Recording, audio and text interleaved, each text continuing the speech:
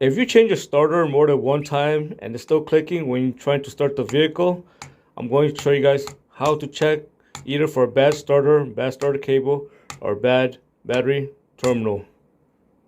Welcome back to Top 5 Repairs. If you're having starter issue and you're trying to start your vehicle and all you hear is a clicking noise and you change that starter and it's still clicking, how do you know if you have a bad starter cable, or bad battery terminals?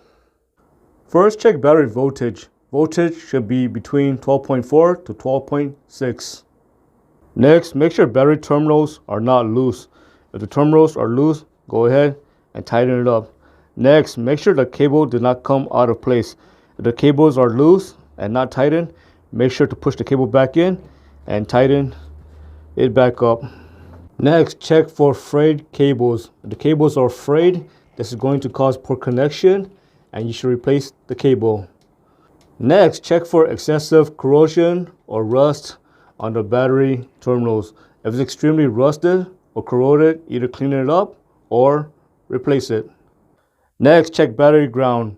If ground is bad, this is definitely going to cause a starting issue. So ground can be connected to the radiator support, to the vehicle chassis, or the frame of the vehicle.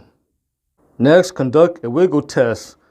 Wiggle the starter cable, wiggle the ground, wiggle the battery terminal, and so on, and make sure everything is nice and tight. That one's loose. Now let's check the starter cable. Now let's make sure the starter cable is good. So take a test light, connect it to ground, make sure the test light is working. Next, locate the starter solenoid, and this cable should always be live. Now take your test light and check the eyelet. Make sure you have power. So there is no power, not turning on. Let's put the test light on the nut.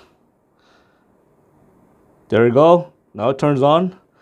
Let's put it directly on the terminal, and there is power. But when we put the test light on the eyelet, you can tell there is poor connection. So it is possible the starter cable eyelet may need to be replaced. Here's a close-up view of the starter cable eyelet. As you can see, it is corroded. So what you want to do is you want to remove this nut and clean up the corrosion by using a wire brush. Next, you want to put the nut on it and make sure connection is tight. I have seen this happen many times where the starter did not work. It's because the mechanic or technician did not tighten the nut all the way and the eyelet was moving around. Now let's test the starter cable by conducting a basic voltage drop. So take your test light, connect it to battery ground. Next, take the other end, connect it to the starter solenoid, the part that's always live. And next, take this part over here and activate the starter. The light should not turn off when you activate the starter. And if the light turns off, that means the cable, there's too much resistance. When you activate the starter, the test light should not turn off. It is okay if it starts to dim because the starter is drawing a lot of current.